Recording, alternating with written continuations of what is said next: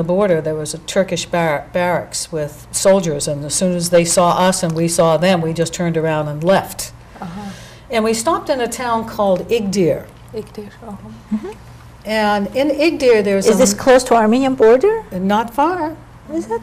Not far. I can't, maybe 20 minutes at the most, I can remember. Very close by. It is close. But there was a huge monument there dedicated to the Turks killed by the Armenians.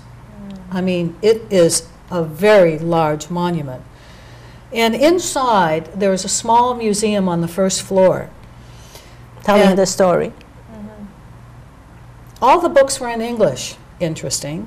All the books were in English. They were not for sale.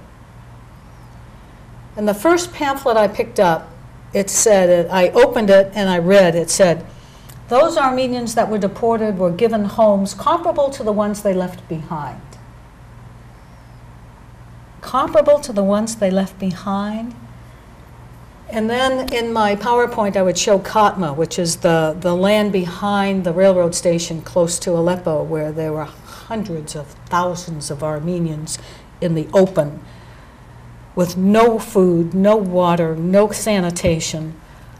And people wonder why the Turks hate us.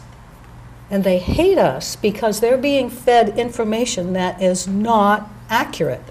They have no idea what really happened back in 1915. And I feel that once the lay population truly understands what happened, there can be a whole other discourse that can take place. And I want to tell you a different story that took place in China. You may not know that in Nanjing, back at the Second World War, at the beginning of the Second World War, there was, the Japanese came in and did some horrible things in Nanjing. And a writer wrote a book called The Rape of Nanjing. Well, apparently there's a monument dedicated to that time period. And I have a Chinese-American friend who went there to Nanjing and went into this monument. And he said, there was so much wailing there. He said, I couldn't stand it. I had to get out. And it turned out that those young people who were in there wailing were Japanese students who could not understand or could not believe that their ancestors had done such a terrible thing. Chinese. And my thought was, I wonder if the Turks will have the same reaction when they really, truly understand what happened in 1915. Because they don't know. And the stories they're being told, it's the opposite. well, I mean, it's completely opposite. Listen to the words of that monument, dedicated to the Turks who were killed by the Armenians. And I thought, where did the Armenians get the weapons? There were no weapons. What weapons they had were taken away. In Zeytun, there's a monument saying, dedicated to the 10,000 Turks who were killed by the Armenians.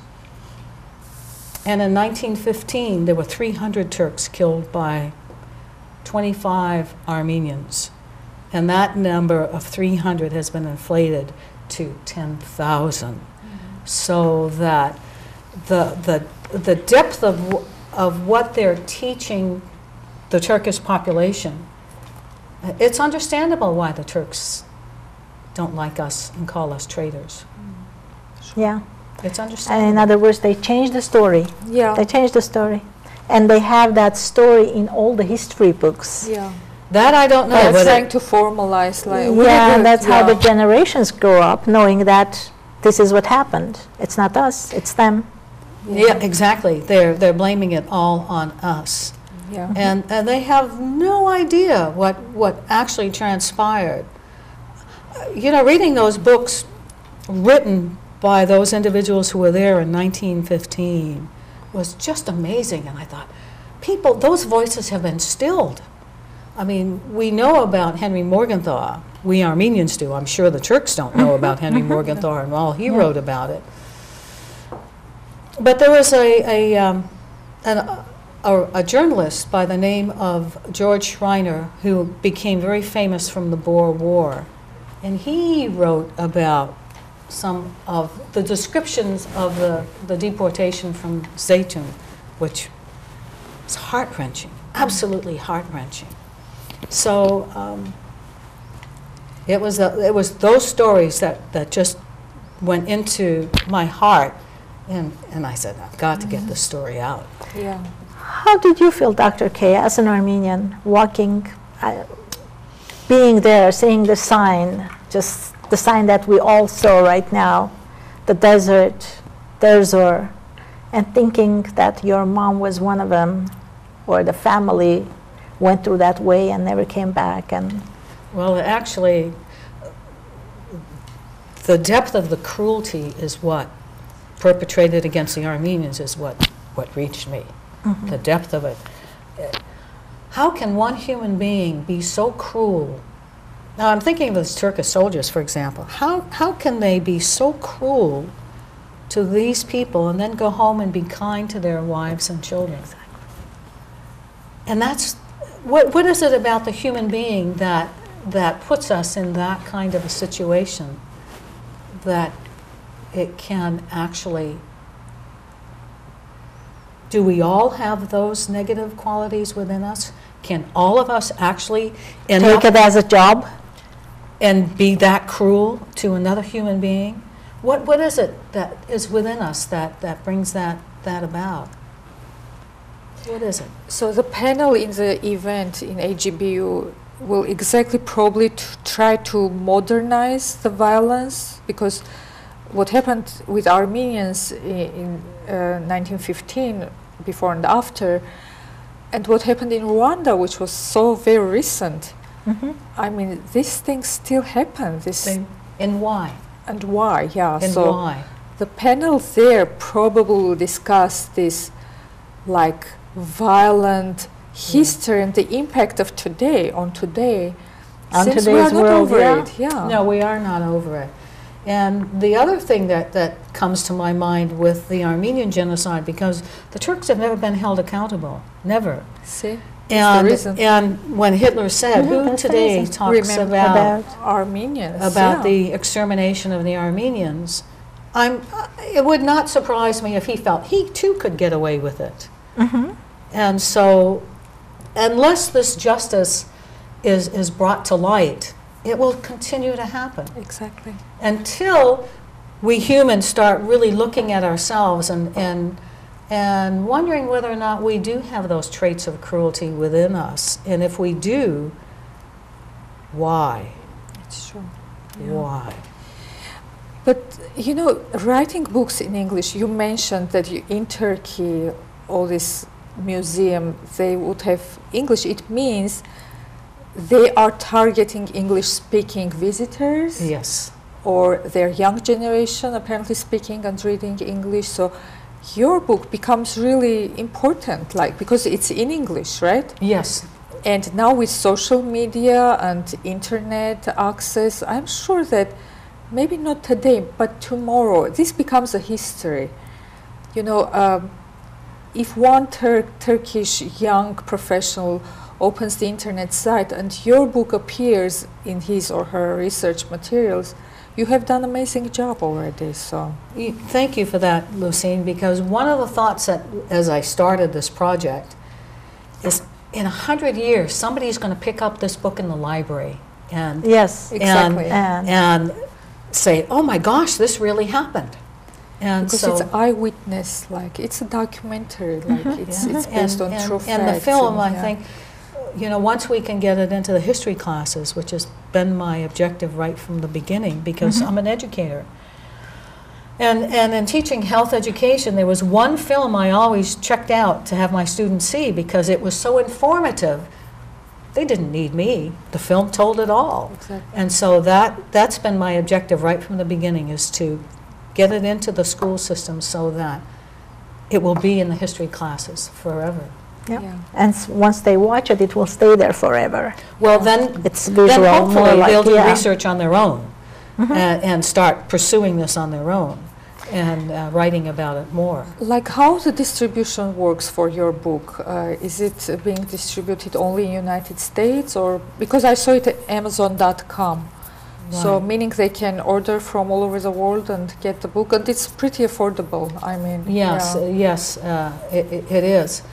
They can go to any bookstore and get it, but everything is still so new because the book has just been published as well, along with the film, to match the film. So, you know, any bookstore in the United States can get it, and probably, you know, we don't have any foreign rights to the film, so that's in the future. That may occur. So, but at the moment, it's easily accessible here in the United States. Easily accessible. You know, I don't want to get into politics, but Yes. but nowadays, recently, there is like a young Turks movement. There are several groups in Turkey, the Turks, that feel very sorry about what happened. They want to apologize. They want to meet, sit, and talk about it.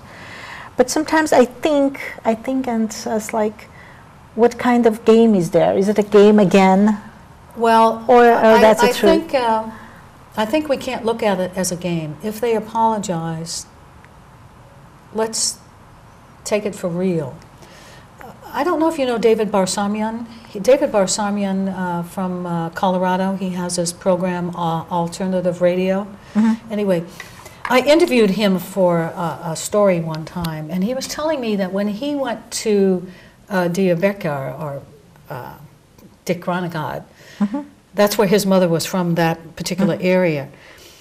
The mayor of the city said to him, I, as a Kurd, he was a Kurd, hold remorse in my heart for what our grandparents did to the Armenians. And when he went to his mother's village, the mayor of that city also said the same thing to him. So if, actually the words were shame and remorse. And if these Turks really do feel shame and remorse, it opens up an avenue that we haven't even considered that might alleviate all this cruelty in the world. When say, look, this happened, we're so sorry, let's get together and see what we can do in the rest of the world to try and solve these problems where people have these ethnic hatreds of one another. I mean, one never knows. So I hope it's honest. Because if it's honest, it can lead to someplace that could be wonderful. Now they have their writers, they write books. Lots of Turkish writers nowadays, they write books about this same subject. They have their views and their interpretation, and it's like... And we don't know how much Armenian blood is flowing through those Turkish veins. That's another thing.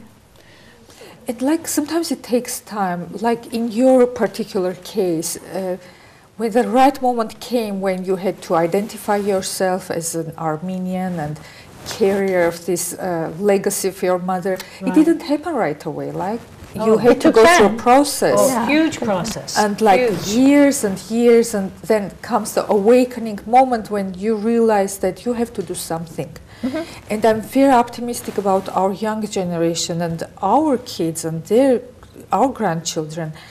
When I look at our conference participants, they are young people. They are so progressive. They are so wonderful. Excellent. And I said, maybe for them it will be easier.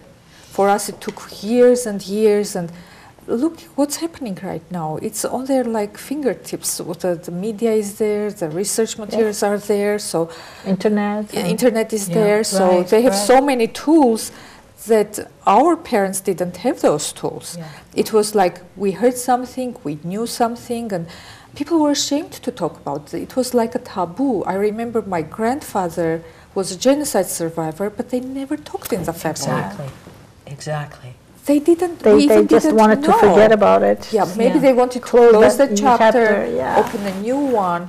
But eventually it comes to the point when you want to know more, but unfortunately sometimes it's too late, they are gone already.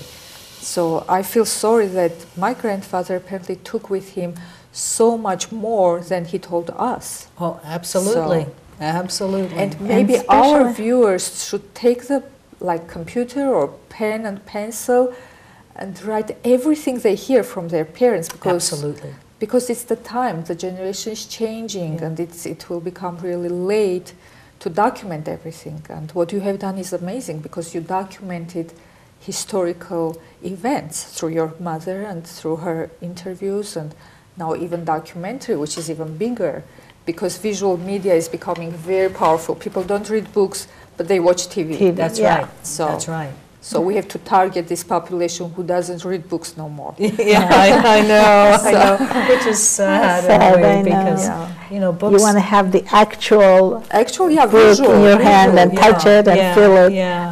Smell the library. Yeah, right, Exactly, exactly. So, and not only just from the historical perspective, but I think for young people to really pay attention to their parents while they're young, and not wait till they're 60 years old to decide that they're really interested in knowing about their parents' background. If they can really start finding out about who their parents really are, rather than their big supporters who take care of them and pay their tuition, you know. Yeah. True. Yeah. It's true. I would And, encourage that. You know, there was Yeah. another thing about the women survivor. I'm talking about my grandma's age, grandma's generation. Lots of them, not lots of them, but many of them got raped, Oh, and huge. they didn't want to talk about that Exactly. subject. It was They like a were taboo, shamed. like they It's were like, shamed, and yeah. nowadays they say, "Oh, this person has got raped," and it's like all over the televisions. During that times, it was a shame for them. They didn't want to talk about it, even if it happens. In fact, my mother had to be checked by a midwife to make sure that she was still a virgin before my grandmother would take her to America to marry my dad. Wow. Yeah. It's another interesting. I mean, It's really, and today people would think, with all they went through, that was important. I mean, that's how That important, was it important. was It Yeah. was, yeah. back in those days. was So, part of the culture. Yeah. It was part of the times. Yeah. Part of being a woman, yeah, and yeah, it was very important. yeah. And I know one of the grandmas of my friends. She had to leave 3 kids Yeah, and ran away from a Turk husband. yeah, Ended up in Egypt and got married to an Armenian Yeah. man. yeah. And until like the end of her life, the Armenian family, the kids, didn't know that the woman was always sad. Yeah, And then she says, because I left my 3 kids, Yeah. my own kids, because I had to run away from that Turk Yeah. man. So many things like this, but who talks about it? Who talked about it? And you know, It it was wasn't allowed. surviving mood. People had to survive somehow. I'm sure Yeah. many women had to do that to protect their existing kids and children. And then about after the next generation, like mine, for my generation, it was like a storytelling about my grandparents' life. It became a story, but for them it was a reality. Yeah. It was completely different. yeah. And trauma is so deep, as you said, it's so deep and so multi-layered, so you cannot expect them to open up easily. So in your mom's case, you were lucky that she trusted you, and she even commended you to write the book, right? Well, she saw, you know, it's nice. interesting. She saw it on the other side. Yeah. She saw it. She didn't see the documentary. She saw the book. Uh-huh. That's what I find so fascinating. Yeah. And I mean, when you read the book, you have to read the epilogue, which is the story about those last 5 years of her life, because they were so unusual and so heartwarming. The things that she went through, some of them are so comical that I'd rather just have you read it, because it has a certain flow to it that I mean, in one experience, you know, she's shouting in Turkish, and the day before she can't move because she should have died, and then she is shouting in Turkish. Yeah. I mean, it's just strange Yeah. things happened to her that were really. But it's amazing, like the memory. One of our group members, her mom got Alzheimer's, and she forgot everything. She wouldn't recognize her own kids and her family. She didn't know her name. She said one thing she never forgot was the genocide. Yeah. Yeah. She I would was just going repeat to it say. over and over and and over over. until she died. So that never went. So she kept telling genocide stories over and over. See how lucky my mother was? Yeah. She was released from that. Totally released. Freed. Yeah. I mean, it's a fascinating story. Yeah. I mean, I'm just so lucky that. Well, she in a way she was lucky too to have a daughter like you, because I'm sure there were many, Of course, many stories. many which were lost, yeah. Floras who came to America, and it's like faded out. Yeah. They didn't have right person to put it on a paper. So in her case, she was a very lucky woman too. Yeah, to have you. Yeah, no, we were So both it's very like, lucky to have yeah, each other. yeah, We were very lucky. Excellent. Yeah. Yeah. So Very let us good. remind our viewers about the event, which is coming April 7th. It will be at 6 p.m. Ուրեմն ապրիլի 7-ին ժամը 6-ին AGBU Pasadena-ի կենտրոնում Mountain փողոցի վրա, թիվ ոնց էր 2495 East Mountain Street, եւ միջոցառման ժամանակ կլինի panel discussion, իհարկե Dr. K ներկա կլինի, իր ֆիլմը կցուցադրվի, անպայման ներկա եղեք։ Thank you very much, Dr. K, for being here with us. Thank you. Although we changed the day, Yeah. it was for Saturday, but thank you very much for being here. Thank Anything you would like to add, because it's time to finish? Yes, I just want to add on the event on April 7th. The Dr. Don Miller and his wife Lorna Miller will also be on the panel talking about the Armenian genocide, the survivors of it, particularly the women, and comparing it to the women survivors from Rwanda, where they've been doing a lot of research. So it's going to be a very fascinating program. So if you can be there, we'll look for you. So we're going to be there. We'll see you. Great. Thank you very much. Շատ կհանդիպենք ձեզ հետ հաջորդ անգամ, բարի գիշեր, մինչ նոր հանդիպում։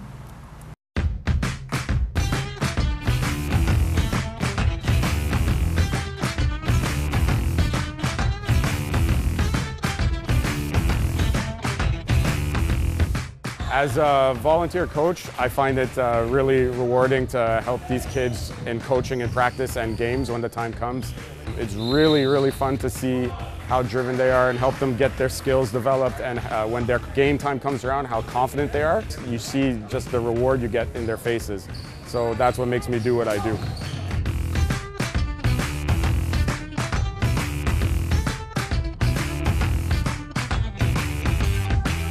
Through the network of AGBU Sports, I've learned that I'm a part of something bigger and greater than just a game. We're all connected through common interests and our pride and heritage.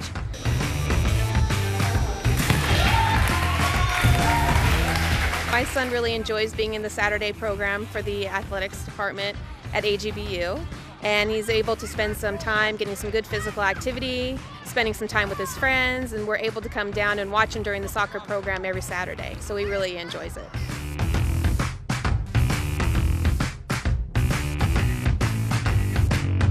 Some of the best times I've ever had was traveling with my team to the AGBU World Games. Not only did we get to represent our AGBU city, we got to meet fellow Armenians from all over the world.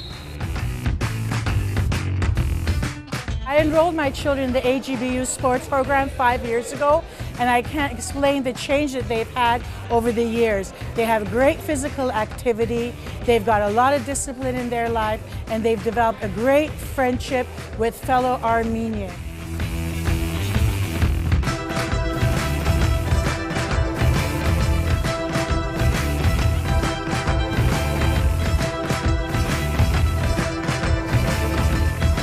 I always loved watching basketball on TV, but I never thought I'd be good playing it myself. So what I did is I joined my AGBU basketball team. The coaches taught me how to play the game. I gained confidence and I also worked really hard. And now I score points and make assists during games.